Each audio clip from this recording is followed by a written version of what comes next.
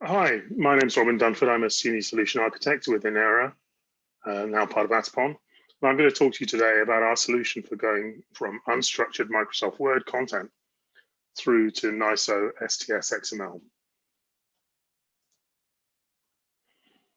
Now, the key to this is our tool eXtyles, which some of you may have heard of before, which is a plugin to Microsoft Word that we've developed over the last 20 years to help content providers structure author-generated content and get information into it that allows them to then generate structured outputs, whether that be a Microsoft Word file again, or SGML or XML.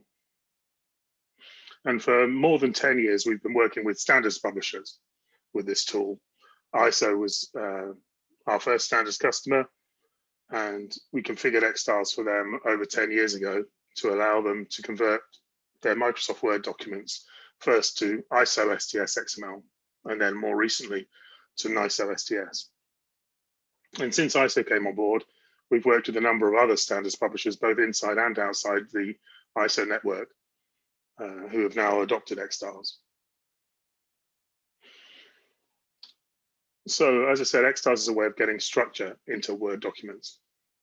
So you can easily apply semantically meaningful paragraph styles that identify parts of the document. You can apply business rules to normalize spelling, punctuation, wording, citation styles, reference styles, and so on. You can identify and parse out elements of cited standards and also validate URLs that are referenced in the document. And eXtyles will allow you to generate links between cited objects such as clauses, tables, figures, equations, and so on, and their citations in the document. And finally, eXtyles will automatically identify missing or uncited items that you can then resolve. And finally, eXtyles allows you to make a one-button conversion of the Microsoft Word document to NISO STS XML output with full granularity, linkages between citations, and so on. So this experience of working with ISO and a number of other standards publishers has allowed us to develop a tool called eXtyles STS. What eXtyles STS is an out-of-the-box solution to allow standards publishers to convert unstructured Word to NISO STS XML without the need for customization, making eXtyles STS a highly affordable solution for getting structured NISO STS XML from Microsoft Word.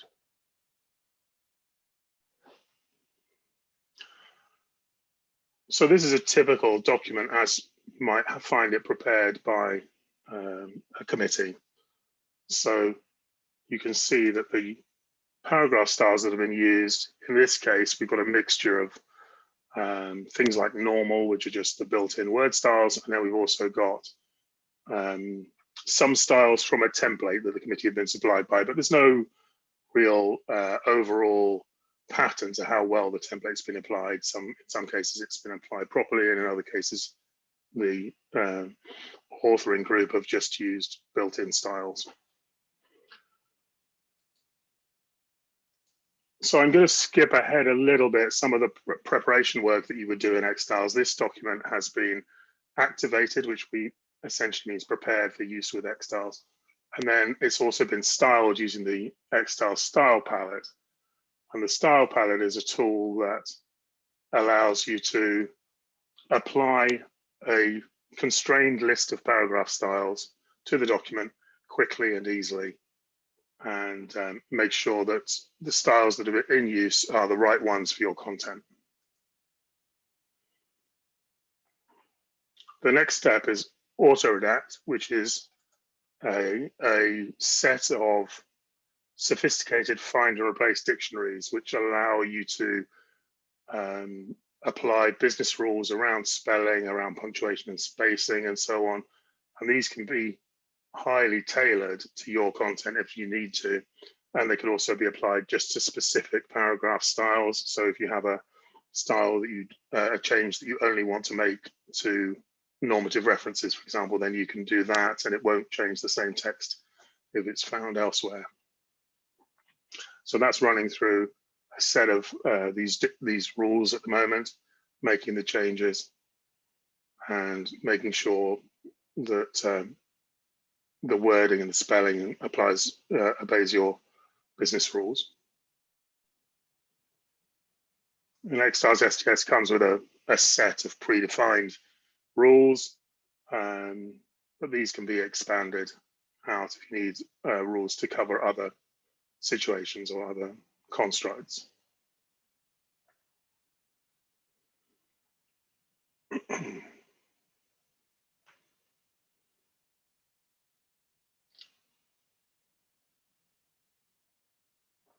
So I'm going to move on to the next step on the menu, which is standards reference processing. And what this is doing is locating normative references and also the bibliography and parsing out detail from those, the publishing organization, the title of the standard, and so on, and applying granular structure to that content.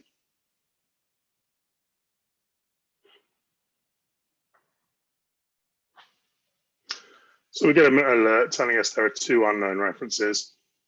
There's the normative reference here, which has been styled with different styles for the publisher, for the number of the standard, and for the title.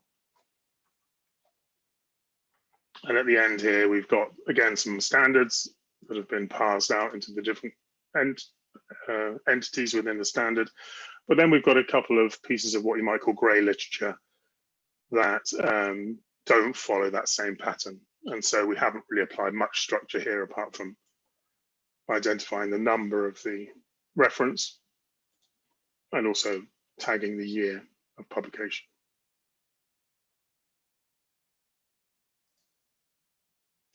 And the next step, inline standard citation processing, this is going to look for citations in the text of standards and again, tag those with different character styles for the different elements, the publisher, the standard number, and so on. Okay, and that process excuse me, reports no problems. And we can see here in the text that citations have been picked up. And the publisher, the document number, year have been applied. And the same here. And even sections of the citation have also been picked up.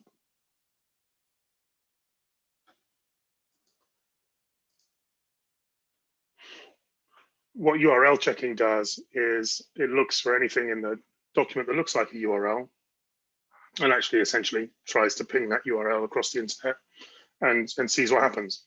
So you might get URLs that have been redirected or simply don't work if they've got a mistake, a typo in the text or something like that.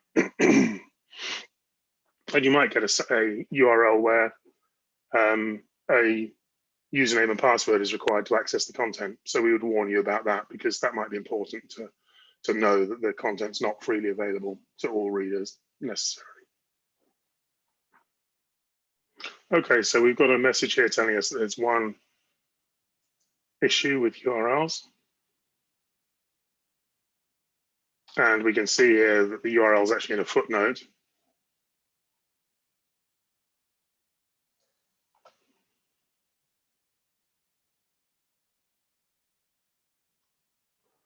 And it's here. And the message we're getting is the internet name is not resolved. And that's because I deliberately introduced a misspelling into the URL. It's actually the UK spelling of color with a U. So you can tell then that you need to go and look at that URL and figure out what the problem is, resolve it. And that can be useful. Obviously, you don't want to be publishing URLs that don't work. And finally, citation matching. So this is going to look for citations of both the literature, so the bibliography in this case, but also things like tables, figures, sections in the text. It's asking us what citation style is in use. I can see here it's numbers in brackets on the baseline. I select that option, hit OK. And now citation matching is going to be going looking through the document for cited items, or citable items, I should say, and then also looking for citations of those items and warning if things are not cited, as we'll see, and also applying a character style for cited items.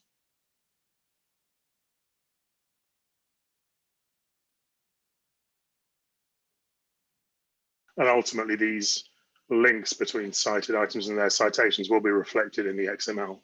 So eXtyles will be using these character styles that have been applied to construct linkages in the XML between the cited item and its citations. 7 problems from citation checking. We can just quickly look at those, but you can see things like this citation of Annex D here is cited.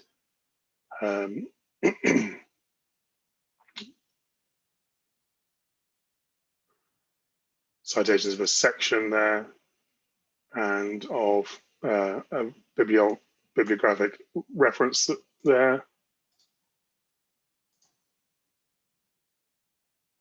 Apologies, that button doesn't do what it used to do. So we can see citation matching is telling us that these figures are not cited in the annex, and that may be fine according to your business rules that they don't need to be, but you're getting the alert Annex B isn't cited and so on.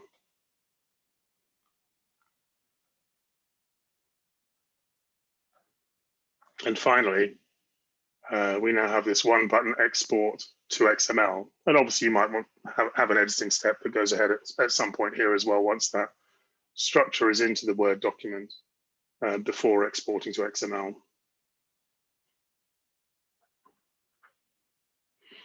And so this is using a combination of the paragraph styles that were applied and also these character styles, and then also internal intelligence about structures within the document, for example, list items and so on, as we'll see from the XML shortly.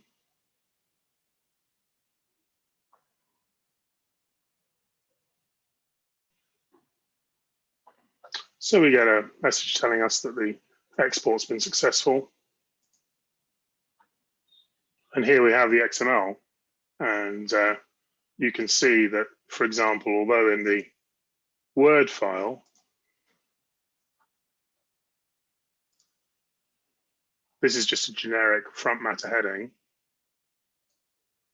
the intelligence of the export has applied a sec type attribute, similarly for scope and so on. So there's a lot of added intelligence on top of the paragraph and character styles that eXtyles has applied that help you to generate a highly granular XML file. So thanks very much for your attention, and I hope you've enjoyed the presentation. Thank you.